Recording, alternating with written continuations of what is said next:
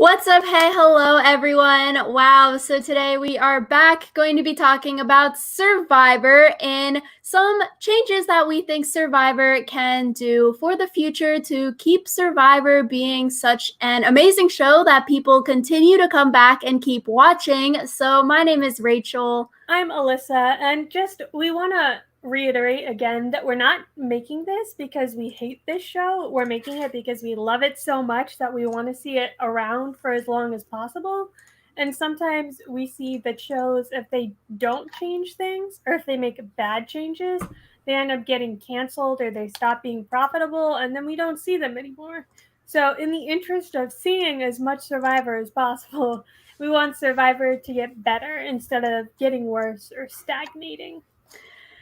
Yes, 100 million percent. Obviously, Alyssa and I are both super passionate about Survivor, and we really enjoy watching this show. That we will have a podcast about it and talk about this show for a few hours every single week. And so, yeah, we just wanted to talk about that right before we get started in a list of things that we think Survivor can maybe change or amend, like advantages wise or cast and crew wise, for the future, because it seems like a lot of people in the Survivor community have a consensus about some of these things that we're going to be talking about, and it's more on the negative side. And so we don't want Survivor to go downhill where people stop watching and then the show gets canceled. So these are just a list of things that we think Survivor can do to keep their viewership up and not have so many angry people on Twitter commenting really mean things. And we saw Rob has a podcast do one of these kinds of videos a few weeks ago. So we thought this would be the perfect time because Survivor isn't filming and they have a chance to maybe change some things before season 41. Yeah.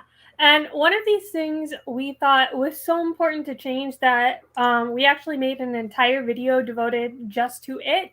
And it's having a more diverse cast and crew. And there was a whole petition put together by like big names in the Survivor world about creating more diversity in the cast and crew. So we'll link that video down below. It's mostly just linking to a petition that explains like the reasoning behind um, having a more diverse cast and crew, and then also what people are asking for when they specifically say like a more diverse cast and crew, since that can be a little bit ambiguous sometimes.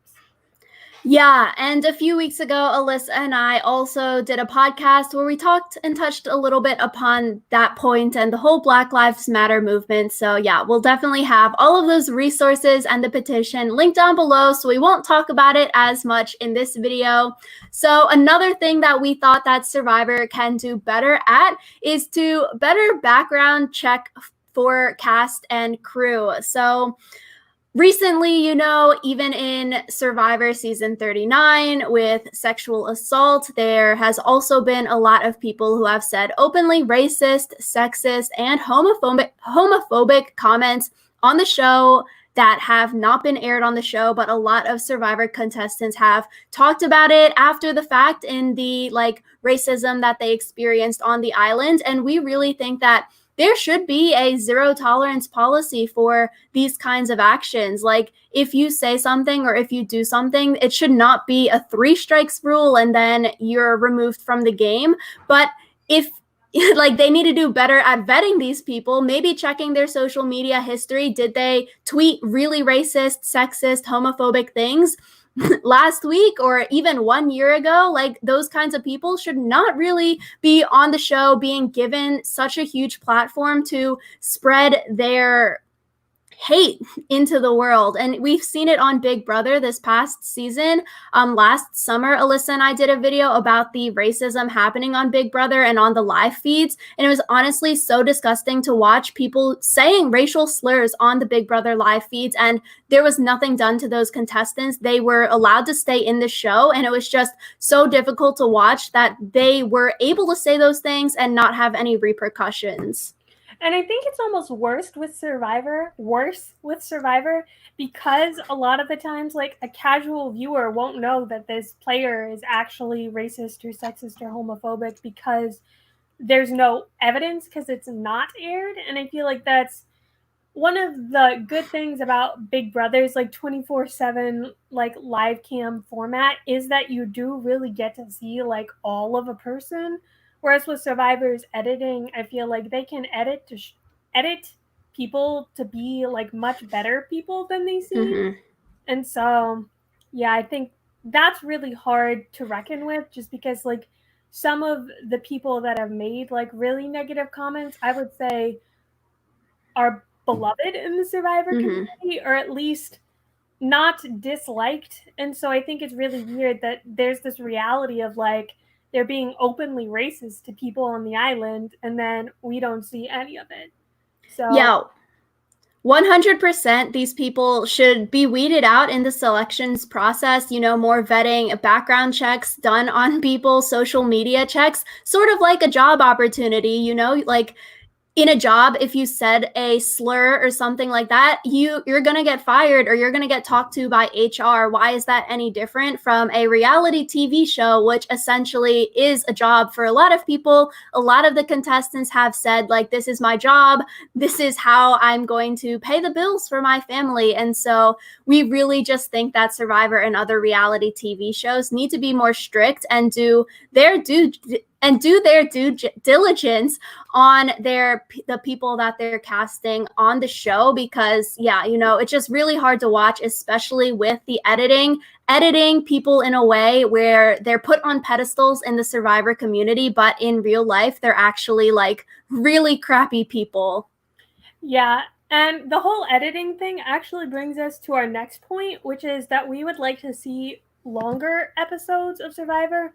Right now, the episodes are like 42 minutes, so that's an hour, but with like 15 or 25% commercials. And so that's difficult. And there's a lot of other reality TV shows that successfully do like longer formats, like The Challenge or Australian Survivor.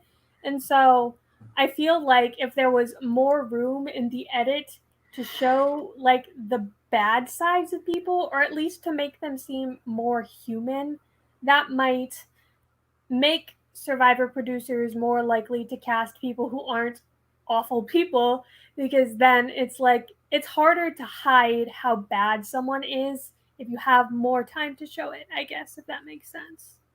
Yeah, like 90-minute or even a 2-hour time slot once a week. Like Alyssa mentioned with Australian Survivor, they have 3 episodes a week and they're all like over an hour long. And so if fans are willing to watch that for 3 times a week, I'm sure that US Survivor fans are willing to spend 90 minutes on a Wednesday night, or even if you can't watch it Wednesday, you can find another time throughout the week to watch one 90-minute or 2-hour episode. And so I feel like that argument where like, oh yeah, people won't watch it when it's longer is sort of like BS, because so many people watch it right now, and just adding 30 minutes, I think you can really, really flesh out the storylines on the show.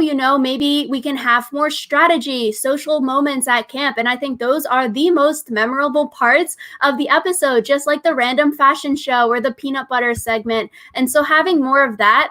And I feel like in Survivor season 40 that we just watched, we saw a lot of episodes where the edit was really confusing. I think the second Tyson vote out, where like that weird Michelle split vote, was such a confusing episode where like we really did not know what was happening. And I think with longer episodes, hopefully the editors can focus more on that storyline, and like we can actually be enjoying ourselves watching the show and trying to figure out the social dynamics, what's going on. And with that, we really need to tell more people's stories and having people less being purple edited, because I feel like when someone is just invisible on the show, you're like, what was even the point of them being there? It must suck for the actual contestant who is being purple edited, and then they got their whole family together, they told all their friends, and then they're like literally not in the show at all.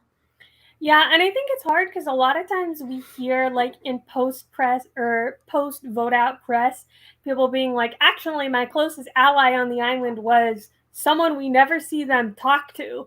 And it's like, it's so weird to hear that because there's such a disconnect between what we're shown and like the reality.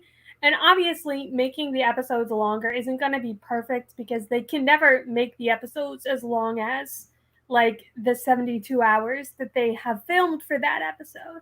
But I think that it would be better and would also give the editors more breathing room to show some of that stuff. And then also, sometimes I wonder if the Survivor editors like are intentionally confusing with their edits because it seems like, especially that one Tyson vote that you mentioned, they almost got some sort of perverse joy out of making us all super confused. So I feel like with longer episodes, maybe they wouldn't do that.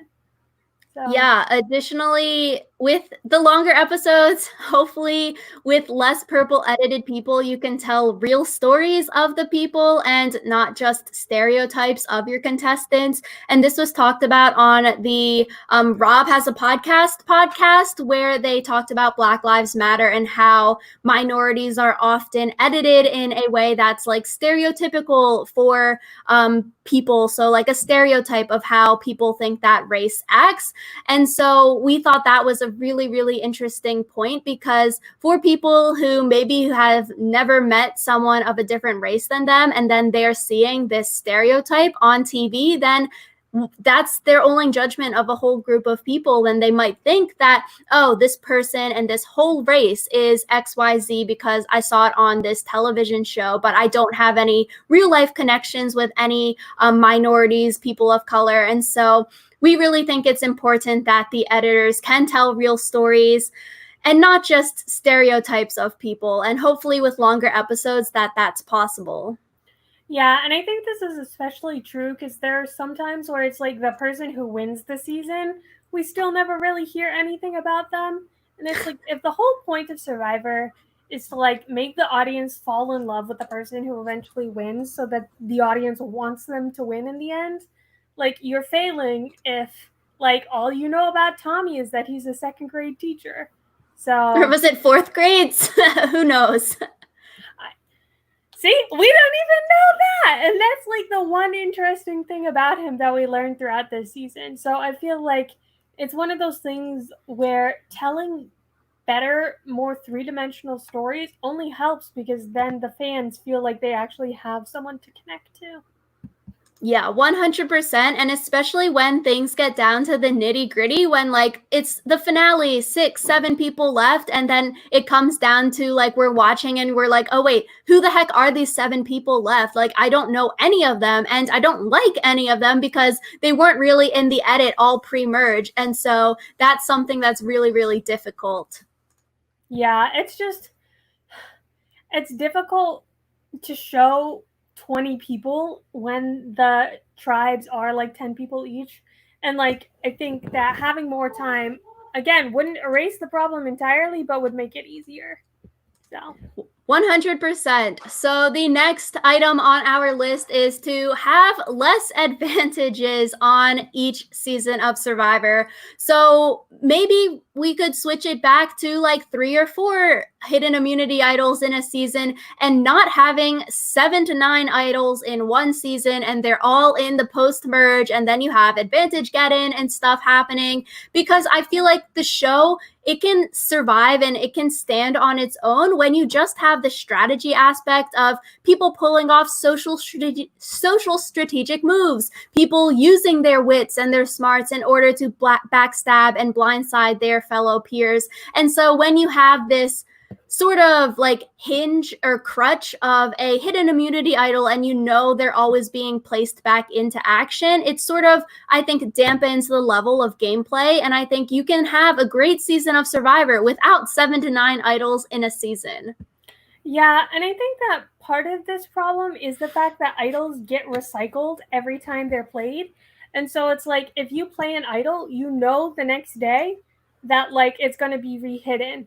Or like if your ally is voted out with an idol in their pocket, you know the next day it's going to be rehidden. And so I feel like that's one of the things where if you have someone like Tony or like Ben who's like a really good idol finder, it's basically infinite idols for them because they just play it and then it's put back in and they find it again and they play it, etc., etc. So I would like to see like some sort of delay in the re-hiding of the idols, or like something basically to make it so they're not immediately hidden again. Like even just a one tribal council cool off period would be enough, I think, to keep it from being crazy. Because I know one of the like critiques of Ben's win was the fact that he was basically safe for so many votes in a row just because of finding hidden immunity idols. And so I feel like if you made that a non-issue by making it so idols have a cool-off period, I think that would make it a lot more interesting, because then everyone would have to play strategically at some point, and it wouldn't just be enough to find advantages. Yeah, and similar to Mike's season, just going on a hidden immunity idol run, I feel like it sort of makes the season a little bit less interesting. It's great for the players who have the skills to find so many idols, but yeah, when it's back to back to back and someone has that crutch of, yeah, let me just go look for the idol and I'm safe, or my back is up against the wall, let me just go look for an idol. Like, it's great. Okay, great. You can go find one. But I really feel like with a cooldown period, like you're saying, it would be a great way to add more levels of unknown into the game, because I feel like right now everyone just assumes and everyone knows that an idol is going to be put back into play after it's been played, or if it's misplayed, or someone goes home with an idol in their pocket. So like Sophie announcing at Tribal Council that she didn't play her idol, then Tony and Ben knew to go looking the next day for her hidden immunity idol, because they assumed and they knew that it was going to be put back in play. But if you have a cool off period, they're not always being put back in play the night after, day after they've been played or misplayed at Tribal Council, then I think you add more randomness into the game, and then people can't just rely on finding immunity idols as their only strategy. And like, yeah, it's a great strategy, but I don't think that should be your only strategy in order to get to the end of the game. Yeah. And I think that kind of related to that is having advantages that have expiration dates and not having it all be the same expiration date. Because so many advantages expire at Final 5, and it is the worst, because then it's like you have like people who have held on to their advantages all game, and then you end up with a situation like Sari where she gets voted out without even like having a vote cast against her.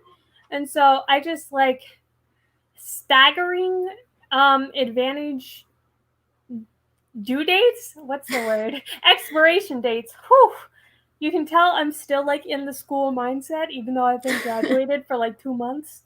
And then also, like, I think it was cool when they were like, this expires in 3 tribal councils, because then it's like, if you get something that expires at final 8 when you're at final 10, that kind of sucks. But if it's always like you have 3 tribal councils to play this, then I think that's cooler. I also really like the expiration date idea. I think that will put more pressure on players to have to think and have to play earlier in the game, like we saw Sandra with her idol that was about to expire. Because, yeah, I agree. If you're going to have advantage get in at Final 5 and your fan favorite beloved person is going to get idled out or idol nullified out at Final 5, and I'm like, what the heck crap is this? Like, it's totally not fun to see someone have no chance in changing anything. Like, Suri didn't have any votes against her. She was just the person that didn't have an advantage. So like, oh, there's nothing you can do. Janet, there was nothing that she could do with an getting idol nullified at Final 5. So it's like, when you put people in situations where they can't even maneuver out of it, no matter how good of a survivor player they are, then it's like, that's just so crappy to see. So I really do think if you do have expiration days, it would add another level of gameplay. Australian Survivor, we've seen them do expiration dates, and it wasn't just 3 tribal councils total, like we saw Sandra's idol this season. Like Sandra's idol was 3 tribal councils that you went to. In Australian Survivor, we've seen that they've done 3 tribal councils total. So say your tribe doesn't even go to tribal council for those 3 times. Like, maybe do you try to throw an immunity challenge to go to tribal council to idol out someone that you don't like? Or do you give the idol to someone on the other tribe? And that's what we saw happen in Australian Survivor. And like, that was such a cool thing. And tribal council where a person on the other tribe gave the idol to another person on the other tribe because it was expiring that night. And so I think if you do more things like that, you could make such cool moves and it would just add so much more fun into the game. And especially, we think that there should not be any advantages gotten or got by flipping a coin. So like Janet getting idol nullified out, if you're going to win an advantage, it should not be flipping a coin. It should not be like cracking a vase and you pick the right vase like in Ghost Island. Like you should have to do something in order to get your advantage. Yeah, and I think another thing that like I think I've talked about with idol nullifiers before is that it's so hard already to play an idol correctly. And it's like there's no way to get out of an idol nullifier, but there is a way to maneuver out of like being idled out. And like we've seen people maneuver out of getting idled out. Splitting the vote is like a survivor strategy that emerged because of immunity idols. And I just like there is no strategy that can protect you from, because it's like they just decide who they want to target and then put that person's name on the nullifier. And it's like,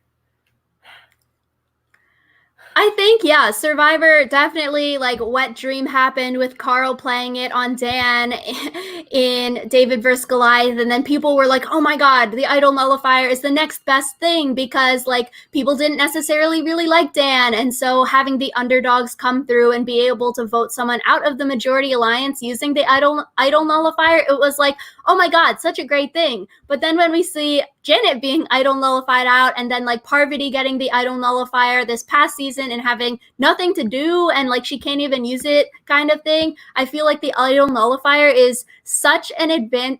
And it's an advantage that has such a limited time and space where you can use it. It's like such a constricted scenario where you can actually like play it correctly and play it well. And like, I don't know, I just have a problem where it's something that people cannot maneuver out of, like Janet. And it's also something that like you can't really maneuver into either. Like the idol nullifier, like you said, is predicated upon the person that you want out having an idol and being voted out. Like it's too narrow. And because there are other ways to combat idol use, like splitting the vote or whatever, I just think it's too niche and it needs to just die. Yeah, so speaking of advantages and idols, we're thinking instead of flipping a coin to get an idol nullifier, idol, anything, hitting a base to get an idol, we really like the scavenger hunt that Tommy and Dean went on, maybe having more clues again, so not the, oh, Russell hands, let me go climb a tree, let me look under a bridge, let me find an idol kind of thing, but let's go back to the clues days when people have to have a clue in order to even find the idol. You're not just going to randomly stick your hand in a hole and then find the idol anymore, but like, let's make people work for these things and like do multiple steps. That's always fun TV. That's fun to watch. Having hidden immunity idols hidden at challenges. That is fun to watch. Like the Kelly Wentworth, Jeremy, Troyzan idols at challenges. That is spicy times. That's stressful times. Like that's cool.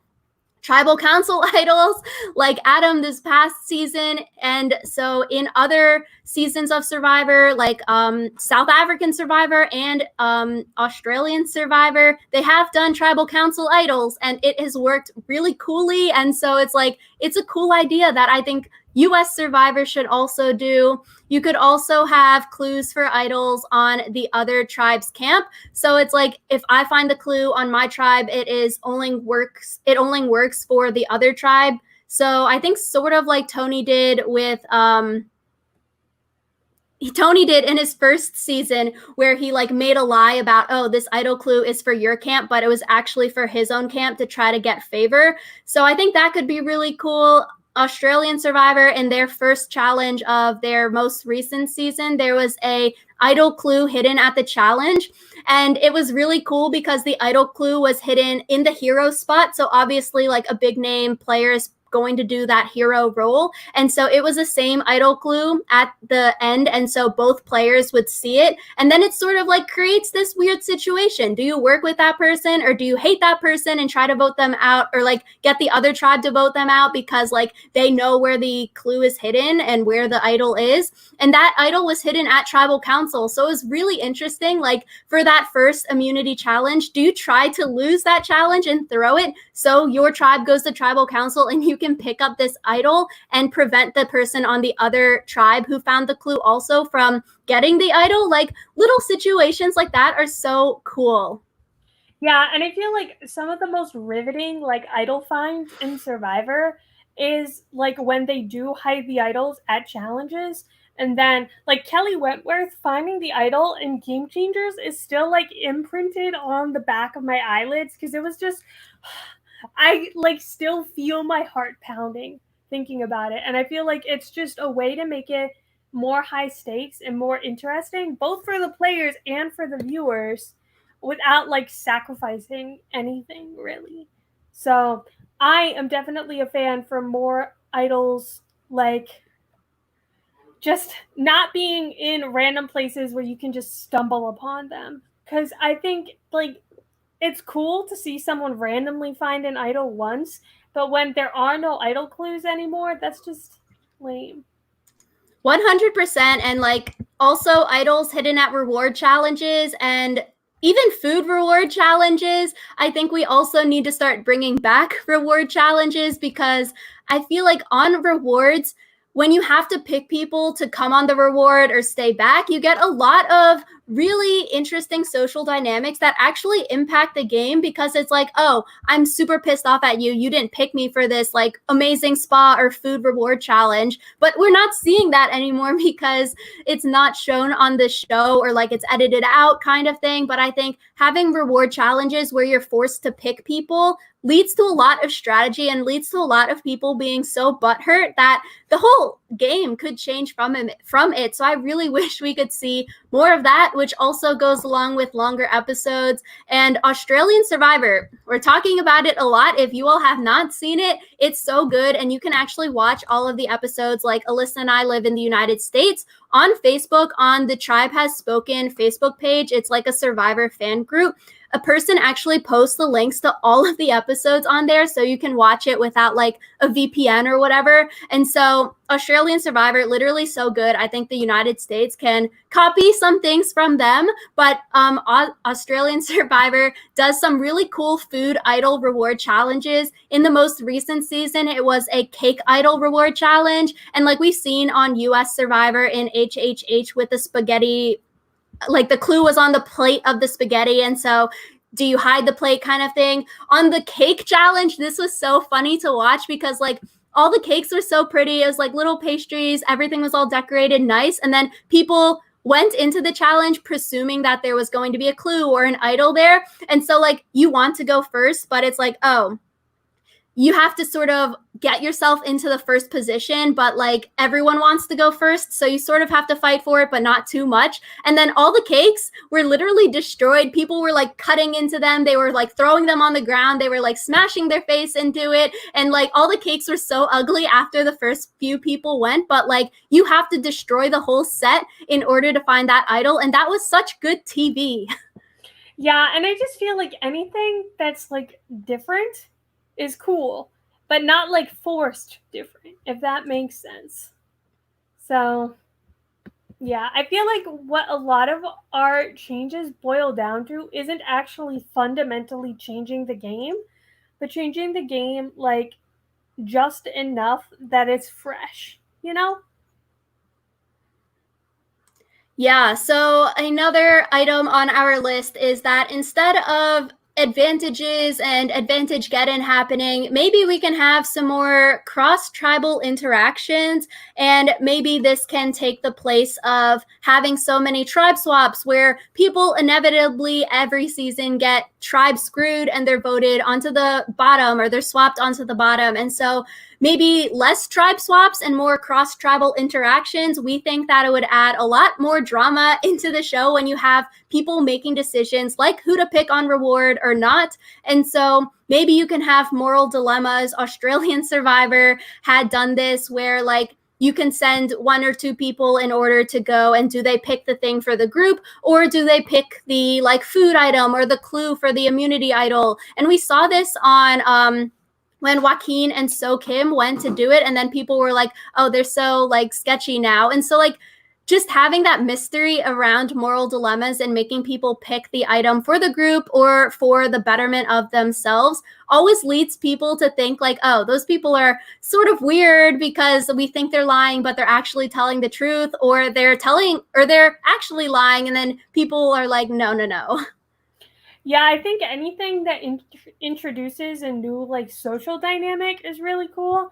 And I also think that like having more cross-tribe interactions makes the merge more interesting, because I feel like every time we see someone who's like kind of on the bottom of their old tribe and they flip to their new tribe, and I feel like if there was more cross-tribe interactions before that happened, then you almost can suss out who's gonna flip on you before they do, and it would change tribe dynamics so much to interact with the other tribes beyond just like seeing them at reward challenges or whatever. And I think also sometimes in the beginning, Jeff will be like, so and so was voted out at the last tribal council, and everyone else will be like, cool, don't know them, so it doesn't really matter. So yeah, like some other social dynamics instead of tribe swaps, you could send a member from opposite tribes to go do something together, like Island of the Idols. Why was there only one person sent each time? If you sent one person from each tribe to go, and then they could like canoodle over at Island of the Idols, or two people from the same tribe go, and then they either have to like get their story straight or come up with a lie to tell their whole tribe together, that would add some more drama, because it's like, do you trust the person that you went with, or did you now create some secret special bond with the other person because you went on this trip together? Survivor New Zealand did a twist like this called the Outpost in their second season, where it's like two people, one from each tribe, would get sent to the Outpost, and then they would do a little challenge and either like win a clue or win some kind of prize or food or something. And then you would have to go back to your tribe and like tell everyone what happened, but no one would believe them every single time. So like you could either get beloved by your tribe, or maybe people think that you're sketchy after that. And so we think that's a cool idea because it makes things more tricky. Is the person lying? Are they telling the truth? Can they be trusted? Or even reward challenges, where you have to, the reward challenge tribe winner could pick someone from the losing tribe to join them. So sort of like opposite of Exile Island, where you send someone from the losing tribe off to Exile Island. Maybe you can pick one or two people from the losing tribe to join you. And then that adds some more drama, because you're like, okay, why did they pick that person? When the person comes back to my tribe, are they telling the truth? Are they lying? Do I want to vote them out? Because now I think that they have so many more connections because they got to meet the people on the other tribe and I have not. Like, that's some good, interesting social dynamics that would add so many more layers of connections and drama and strategy into the game. Yeah, and I think also a cool thing that could be added alongside like cross-tribe interactions would be like the mutiny twist that they did in Cook Islands, where it's like you have the chance to go join the other tribe, like legit for real. Like I think that would be really cool, just because then the cross-tribe interactions are actually leading up to something. Like, do you feel like you actually formed a strong enough bond with the other tribe that you're willing to like stake your life in the game on it? So yeah, and Ben in the chat even mentioned Survivor Samoa. They did the guest twist, and that was huge for Shambo flipping. And so we think that Survivor should bring those little cross-tribal dynamic things back, maybe lessen the amount of tribe swaps coming up before the merge, because there are other ways that you can have people interact in ways that people don't get so swap screwed when we're having these random tribe swaps, because that also sucks when like Yul goes home and there's no way that he could prevent that in the most recent season of Survivor. Yeah, so I just feel like it's so sucky when it's all down to chance like that. So yeah, that's the name of the game of Survivor, I guess, chance and luck, but we really think that these things that we're talking about could be helpful. So the next item on our list is to not have any more Edge of Extinction. We do not like seeing Edge of Extinction, like get rid of it forever, please, or other weird gimmicks, because like Island of the Idols, why do we need that? Ghost Island, why do we need these weird kind of twists and tricks that are happening on every season now? Like, we think that Survivor can be such a great show, even when you stick to themes like blank versus blank, heroes versus villains, stuff like that. Or if Survivor ever leaves Fiji again, themes based on the location where you don't really have tribal lines drawn because of someone's profession or what they do in their personal life, because Survivor, it's all about the people. I don't think you need that weird gimmick of Island of the Idols, let's have some coaches, or bringing returning players back with newbie players. Like, you don't need that to make Survivor good. Yeah, and I feel like another thing with that is, like, especially Edge of Extinction, the whole point of Survivor is that when you're voted out, you're donezo. Like, the tribe has spoken. It's not the tribe has spoken, but they might actually take it back later. Or, like, the tribe has spoken, but we're going to ignore them. Like, I really don't like the Edge of Extinction twist because it's so obviously designed just to give, like, big name players more screen time in seasons where they might get voted out early, like Winners at War and then Edge of Extinction, obviously. And so it's like, just don't do it. It's not necessary. And what? Yeah. 100%. Like, it's not necessary to have a good season of Survivor. And I agree. It's sort of rigged in a way where the challenge beast can come back and win the game at the final tribal council. Like, a lot of people say that Edge of Extinction was set up and quote unquote rigged for Joe Anglim to go win the game, because Challenge Beast, even if he's voted out, he can probably win one of those challenges to get back in. He's really, really good at challenges. And then he can make it to final tribal council like we saw Chris do, or like we saw Natalie do. So it sort of favors the challenge beasts. Like, when Adam Klein is voted out, 100% he is never making it back into the game after being voted out, kind of thing. So if you're going to have it such challenge based and not even add a puzzle or add other random things that makes it more towards everyone's skill set, then it's inherently disadvantaged towards the people who are really buff or really good at challenges. And yeah, once you're voted out, you're voted out. Stop letting people back into the game. Like, bye. Yeah, and the whole fact that, like, it is, like, geared towards challenge beast is kind of shown with the fact that Sandra was literally like, peace out, when she got to the Edge of Extinction at Winners at War, because, like, she knew she was never gonna win. So I don't know, Edge of Extinction can just choke. Hopefully. Jeff Probst really likes Edge of Extinction, so we'll see about that one. Speaking of Edge, the next thing that we're talking about is how can we fix fire tokens? And so it seems like Jeff really, really wants fire tokens to stay in the game. It seems like they're coming back. They're going to be something on every single season coming up now.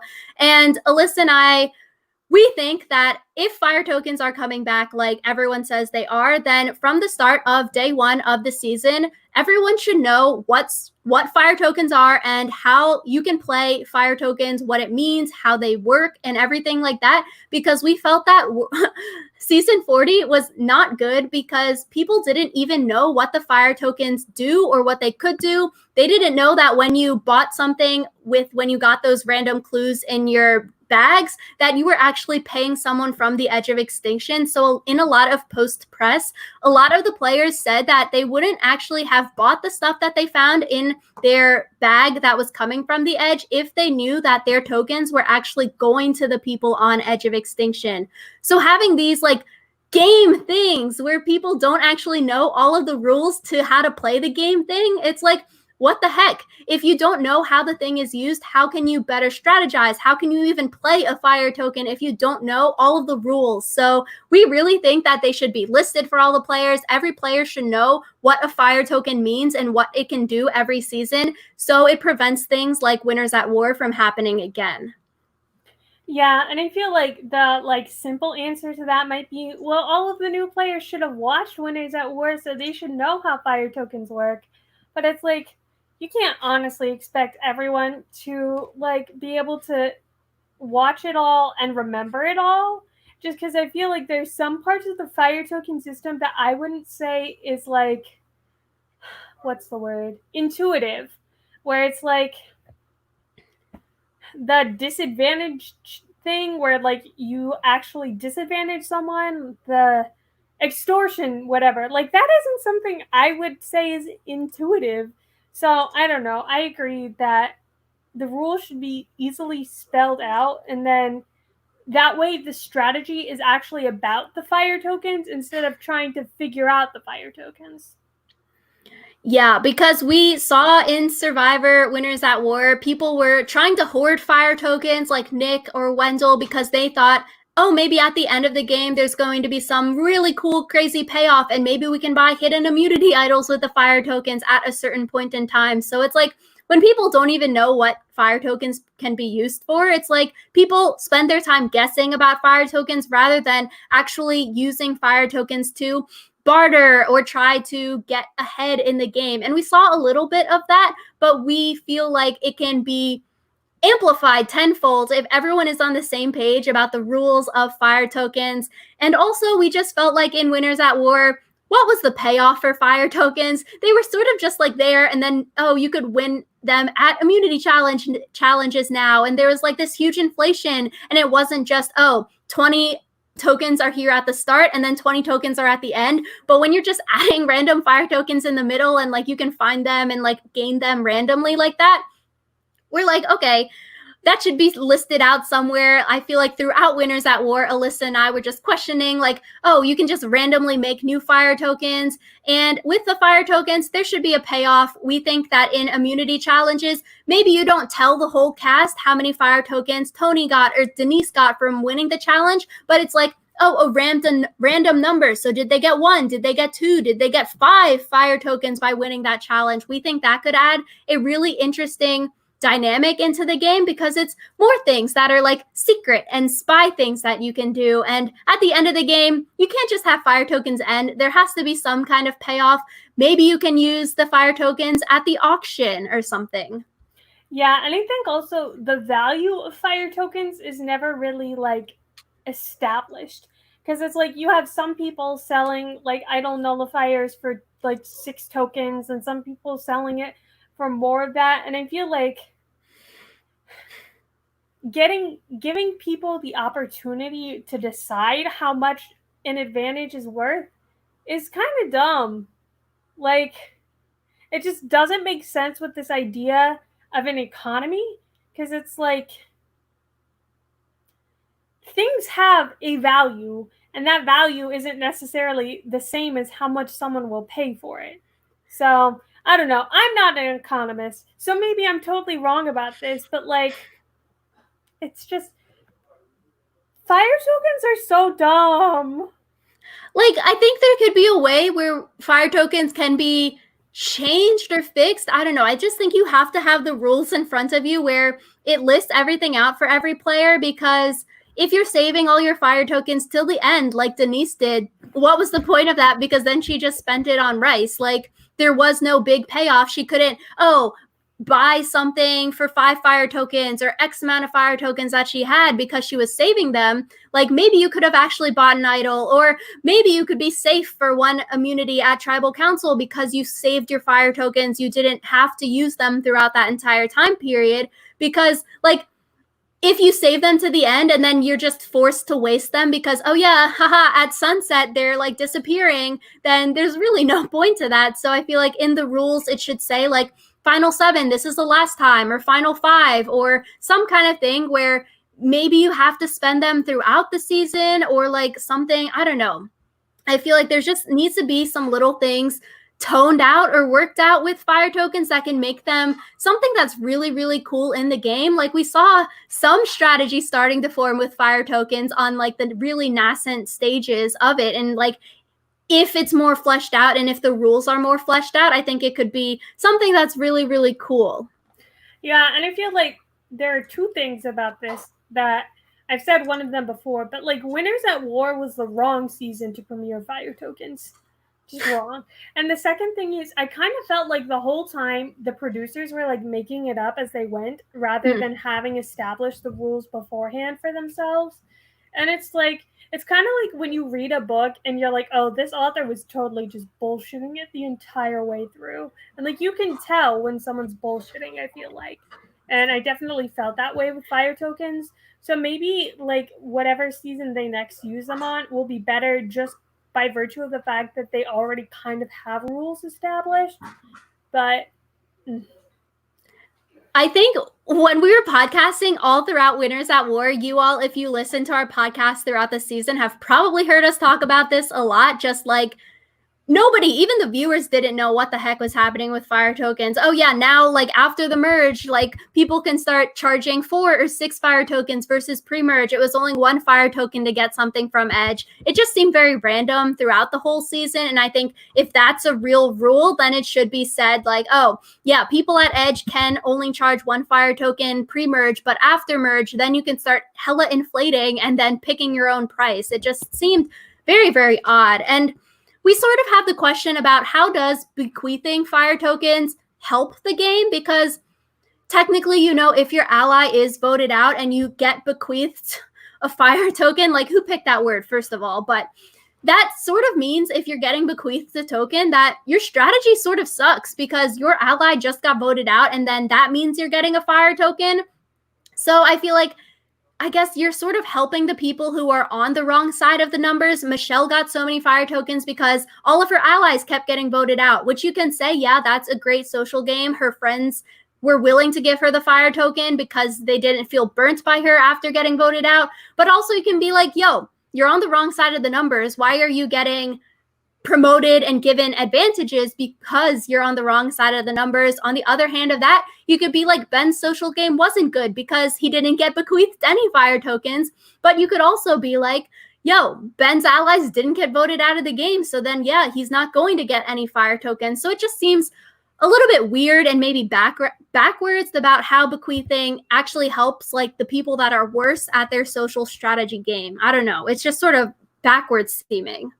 Yeah, and it seems also like people bequeath tokens for different reasons. Like some people bequeath them all to their closest allies. Some people split it up. Tyson even gave a token to the person who voted him out.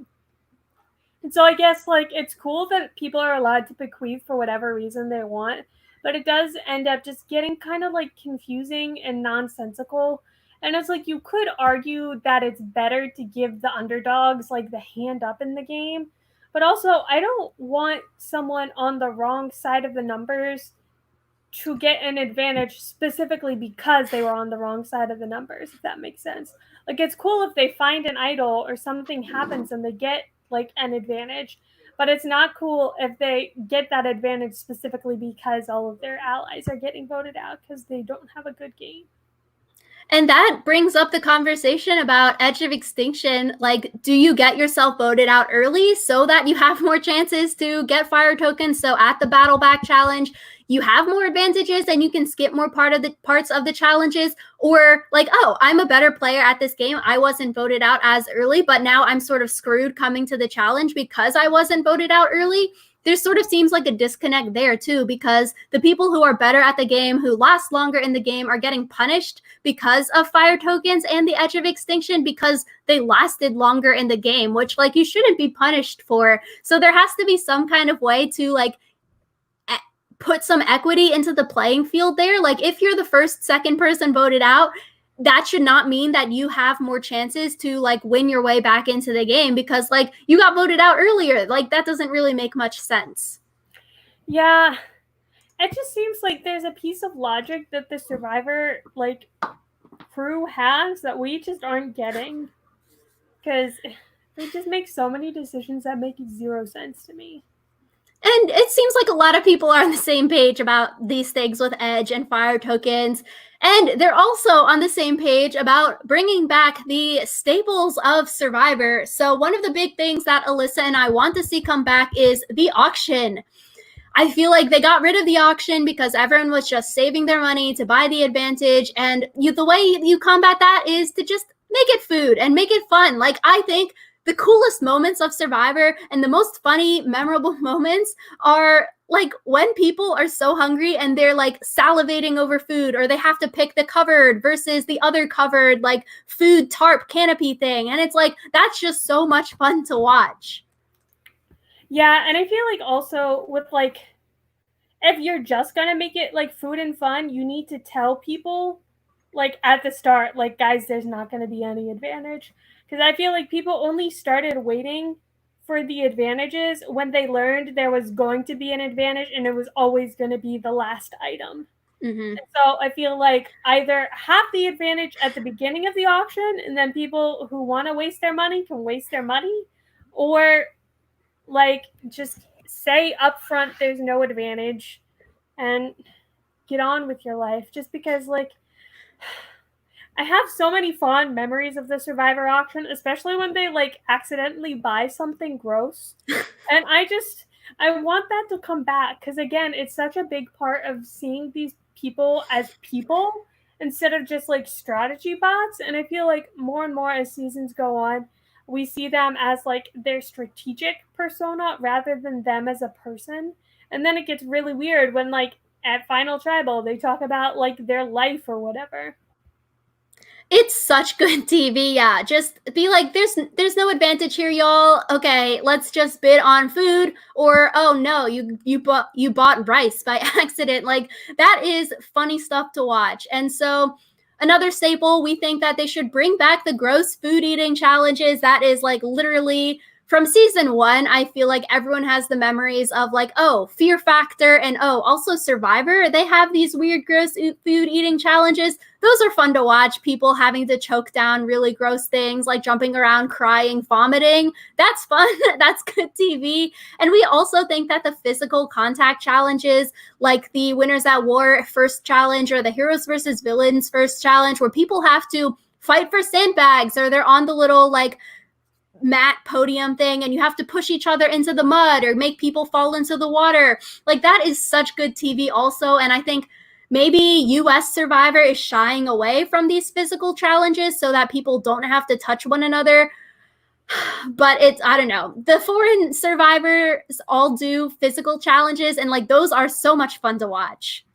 I do think one thing with the gross food eating challenge is I don't like it when they make people like eat something that is against their like beliefs. Like I think in Cagayan they asked someone to eat a pork brain who is vegetarian or something like that. And just I feel like that's not really fair, because it's harder for them for a different reason beyond just like, oh, this food is gross. So that would be the one stipulation that I would add to the gross food challenges. Because, like, if you're literally asking people to sell out their morals for $1 million, that's when you get questionable. So, like Rachel said, more physical contact challenges, blah, blah, blah, blah, blah. And then the next thing that we think should be changed is that there shouldn't be a Final Four fire challenge. I feel like this is pretty unanimous among like people who like Survivor, just because the Final Four fire challenge doesn't actually add anything to the game. I feel like it can be someone's hero moment or like the final check on their resume, but it makes the game really frustrating because someone can be safe basically all the way through until Final 3 with the Final 4 fire challenge. And it's just like, it's not interesting TV if someone doesn't have to like get by on their wits. And like, I think the reason that the Final 4 fire challenge was added was because people's like fan favorites kept getting voted out at Final 4. And it's just like, that's a dumb reason to add a challenge. If they were really the best Survivor player, they would not need the Final 4 fire challenge to win. Yeah. Like, I think if you're a really, really good Survivor player, you can potentially maneuver your way out of a Final Four being voted out unanimously by like doing some crazy social strategic move. And like, yeah, maybe that doesn't work in all cases because there's a clear person that's going to be voted out at that Final Four spot. But I agree. I think when you're able to be safe for like 3 or 4 3 or 4 tribal councils, and you're able to get to final tribal council literally by just being safe and then like winning fire, which winning fire is a big deal and that's stressful and that's hard. But I don't know, you just lose something in the game, I feel like, when someone can be safe for that long.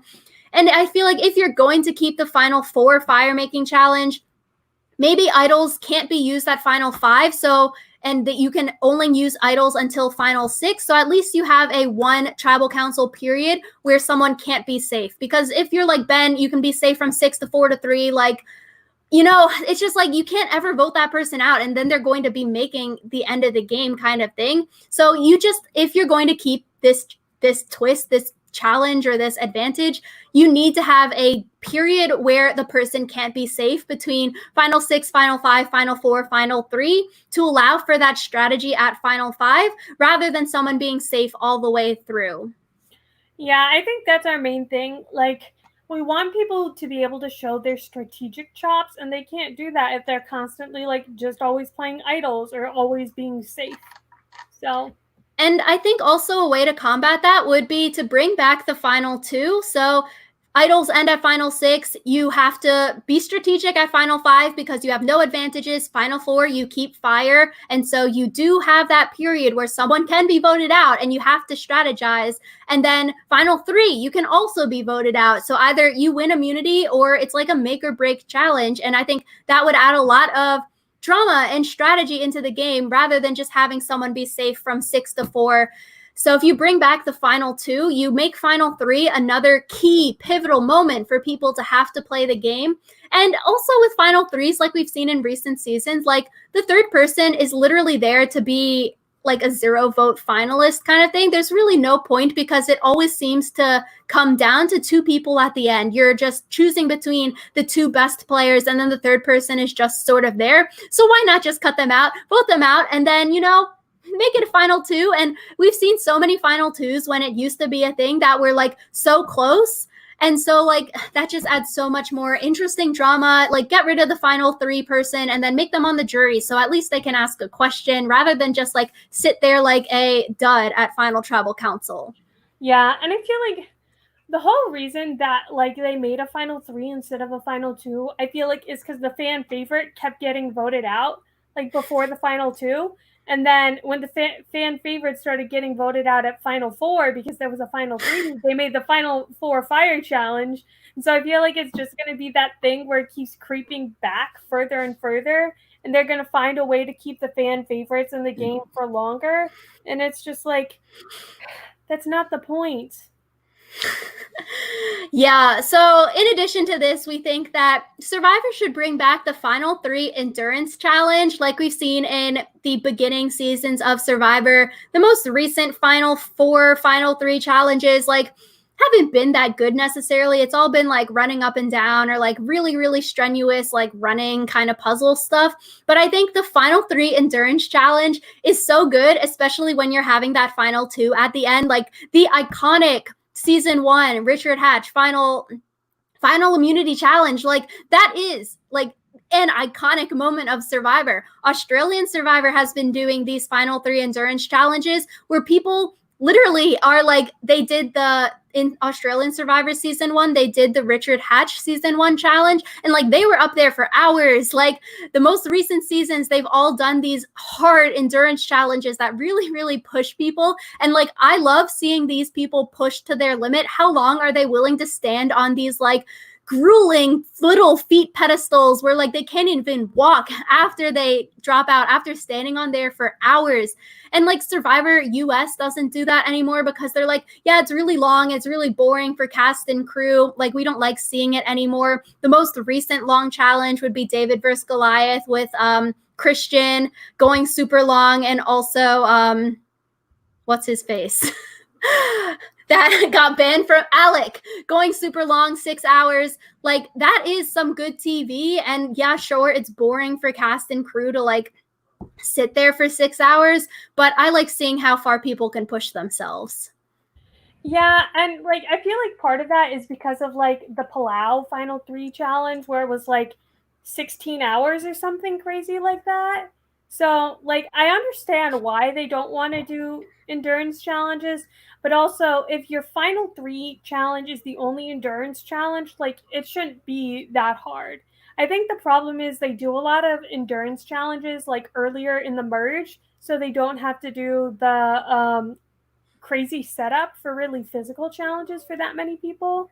So, yeah. Yeah, it's an interesting thing because I think it seems like a lot of US Survivor now, all of their endurance challenges per se are all being made harder so that they're not really endurance challenges anymore, but it's like who can stand on like the balance beam a little bit longer than someone else. Like in Survivor challenges on Winners at War, they're like, yeah, we made the footholds like X amount of size smaller, so like people aren't going to stand on them as long, or like the bucket holding thing. Now you're standing on a balance beam, so it makes it harder from like the original bucket holding challenge, like where your arm is above your head kind of thing.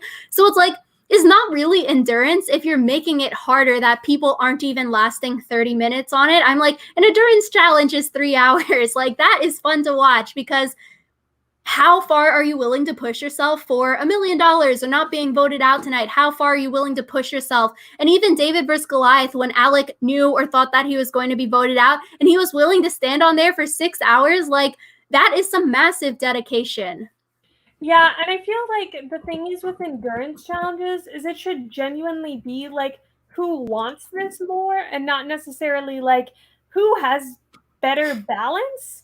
I guess because it seems like when they make the footholds so small or they make the balance beam so narrow, you're not actually testing people's endurance anymore.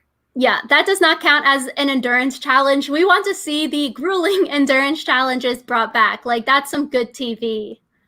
Yeah. And so another thing we want to change is after the final 3 endurance challenge, when they do the final 2, is going back to the old final tribal council format and not the Socratic seminar. Like I think I really liked the Socratic seminar at first, but I think that as it has become commonplace, it kind of defeated its own purpose because in the current format not everyone gets to speak, and in the like the jury members go up and ask a question format, at least you got to hear from everyone and know where everyone's head was at, and I feel like that kind of made it easier kind of to know where people were going to be voting, because I feel like in this Socratic seminar thing you hear from the same like 5 people who have really strong opinions over and over. Yeah, a lot of the current Survivor players who have played in the recent seasons where it's just like a free for all, everyone can talk at the same time. It's not like structured. You don't get to stand up there and then Jeff is like, "What's your question?" You ask your question and sit back down. Like we wanted to go back to the stand up, ask your question, sit back down and don't talk anymore because we think that the Socratic seminar style and a lot of the Survivor players who have played have said that it leads to groupthink where it's not really everyone thinking as an individual human being thinking for themselves of, oh, who am I going to vote for? But like Alyssa said, the loudspeakers, the people that have bigger voices in the tribe, they are often found to be talking over all the people who are maybe a little bit more quiet or don't feel as comfortable speaking up in that group kind of setting. And like you see that in the classroom kind of settings every single day in like middle school, high school, and college. So it's like if the loud majority is always going to speak over the minority, I don't know. We just feel like we want to hear everyone's voices rather than just like the louder people being able to control the whole conversation of the tribal council. And it seems like a lot of the contestants feel similarly who have played in this style. Yeah, I don't know. I really liked, I think, the first Socratic seminar because I feel like they were taking kind of the concept from the everyone gets to ask a question thing and just making it more of a discussion than that was before. But I feel like as time has gone on, like you said, it becomes just 1 or 2 people dominating the conversation. And those 1 or 2 people on the jury can really steer the conversation and not necessarily in a good way. And I think it also disadvantages certain like kinds of players. And normally those players are the women because like if they talk too much, they're seen as like bitchy or told to quiet down or whatever. And I feel like, because there's that whole phenomenon where like men think that men and women are speaking equally when men speak 70% of the time or whatever. And so it's just like one of those things where that kind of contributes to gender bias in Survivor, contributes to a lot of this like subconscious stuff that we've talked about and analyzed a lot.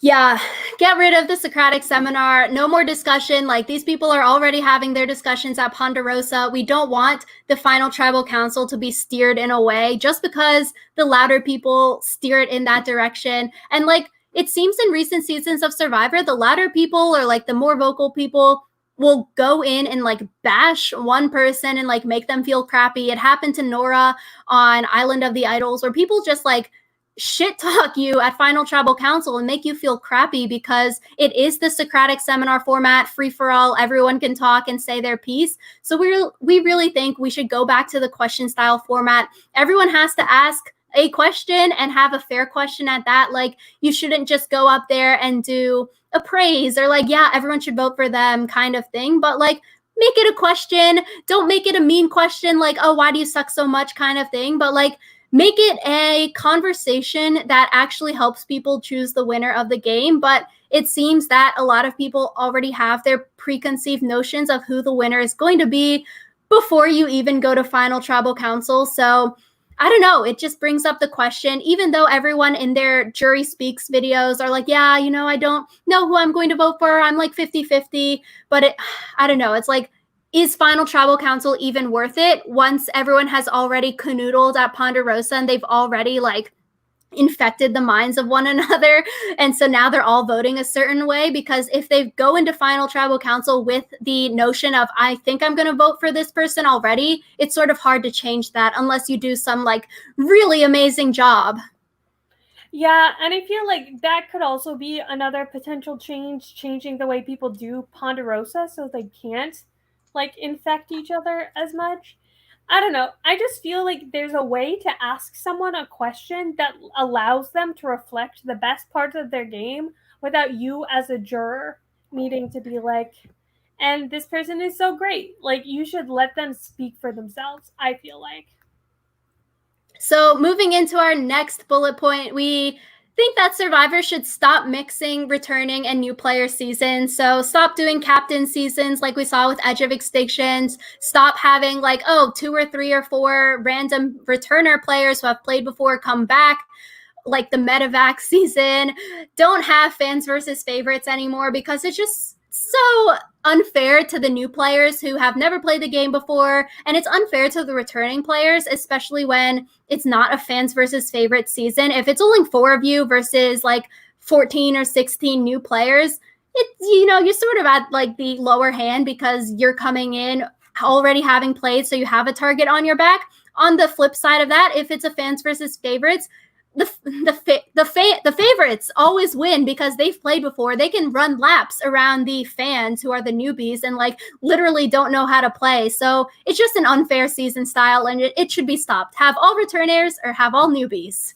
Yeah, and it's just like, it's not fun to watch either, because the returners, like the newbies, all have these preconceptions about the returners, but the returners don't know nearly as much about the newbies, and it's not fun.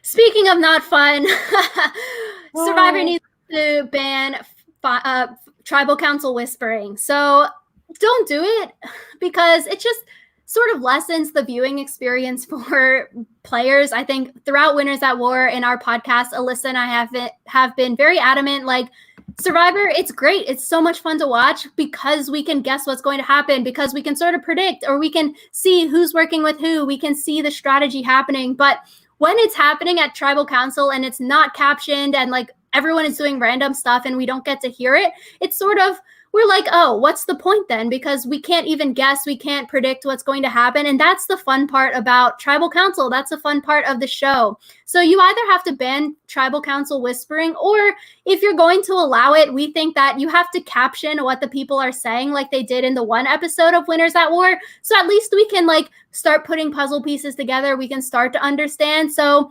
you either have to do one of those two things. Otherwise, it just makes Tribal Council so difficult to watch because you're just watching people whisper. Like, that's not fun. Yeah, and I feel like another thing is, how often does whispering actually change anything, and how often is it just like a delay tactic? And so I feel like if they're not going to ban whispering entirely, they should like have a limit of how long tribal is going to be. Like, say at 1 hour we start the vote no matter what. And that way, like, if Jeff is asking a lot of really good questions and people don't like need to whisper, then it's fine. Or if like Jeff just can't ask them questions, then sure, go whisper. There's like nothing better for you to be doing. But I feel like the whole thing of, okay, let's vote. Wait, we're going to go whisper for 10 minutes is just like, it was entertaining the first time, but when it becomes every time, it's just annoying.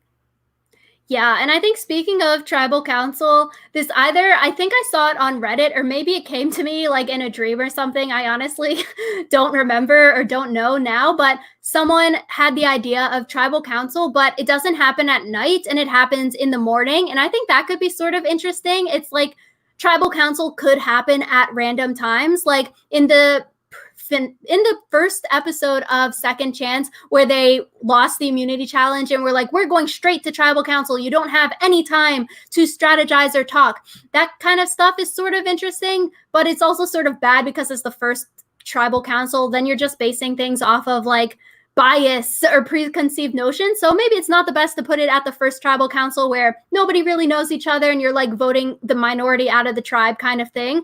But like if it's more integrated into the season where it's like, oh, randomly maybe final tribal council is right after the immunity challenge, so you better have had your plan set straight before the immunity challenge, or maybe it's the morning after and so you have the whole entire night to strategize. Like, would people strategize throughout the night or would they actually go to sleep? Like, what kind of fun plans could be concocted then? I think that could be sort of interesting.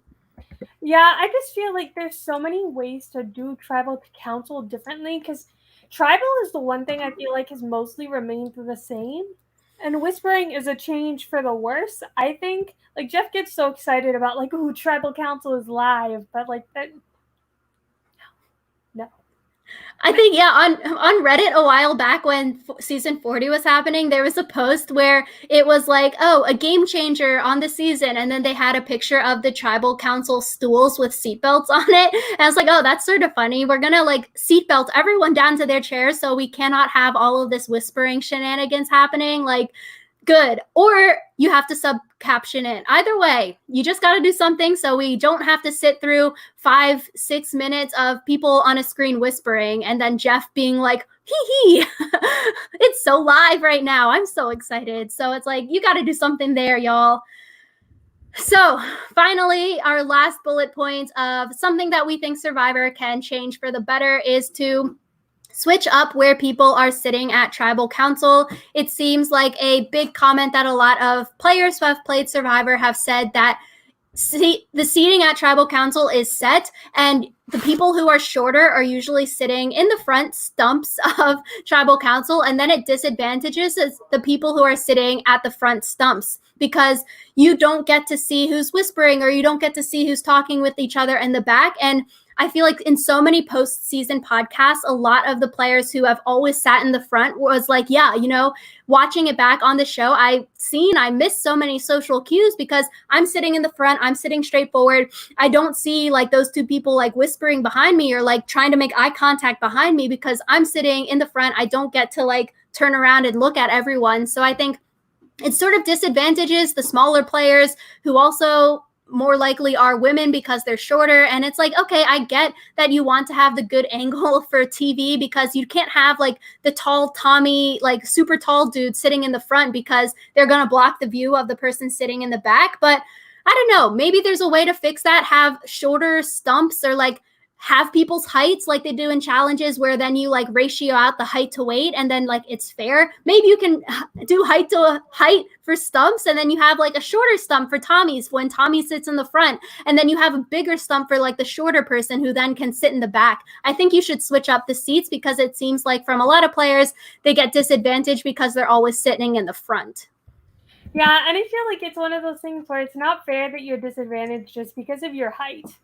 And I also feel like maybe switching up the seating at tribal would work for that too. Like, cycle out who's in the front and the back. But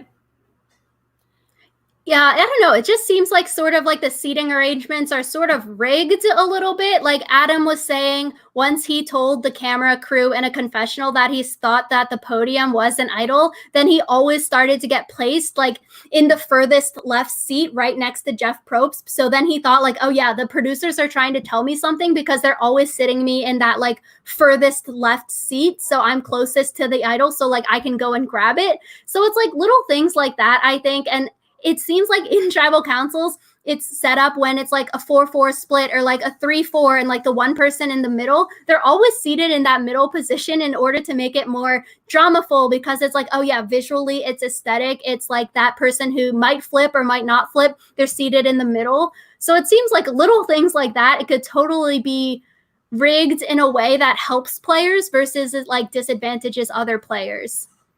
Yeah, I feel like if you're going to make those choices, also make them equally for everyone, I guess. Like, it seems like there's stories of like specific players' seats being changed because of like their circumstances, but then not others. And I don't know. It just seems like one of those things where you don't really think about how seating position can change the game, but like it really does. So yeah, either make it equitable or like random number generator that ish and make it random because then it would hopefully be inherently more fair because it's random. yeah, that's true. So that rounds out our list of everything we think should be changed about Survivor. We know it's a pretty long list, but we also don't think it's an exhaustive list just because I feel like there are so many aspects of this game that are like interesting and moving parts and can be changed. And I feel like most of these opinions are pretty uncontroversial. I feel like we could serve some like really hot takes if we wanted to and we like thought about it long enough. But yeah, if you guys enjoyed this podcast, please let us know in the comments down below what you would change about Survivor. And also if you disagree with any of the points that we made about what should be changed. Like, do you really like Edge of Extinction? Do you really like the Final Four Fire Challenge? What are your thoughts? We love to hear from you. Yeah, so thank you all so much for watching. Make sure you like and subscribe this video if you want to see more from us. And yeah, definitely let us know in the comments because like we said at the beginning of this podcast, we do really, really love this show. This podcast is not meant to like bash the show or like be like, oh yeah, it sucks. But obviously, Alyssa and I and you all watching have put so much blood, sweat, and tears and heart and soul into watching Survivor podcasts or listening to like fan content or cast content that like we really want to see Survivors succeed into the future. So that is it for all of us, and we'll see you all next week. So we hope you all have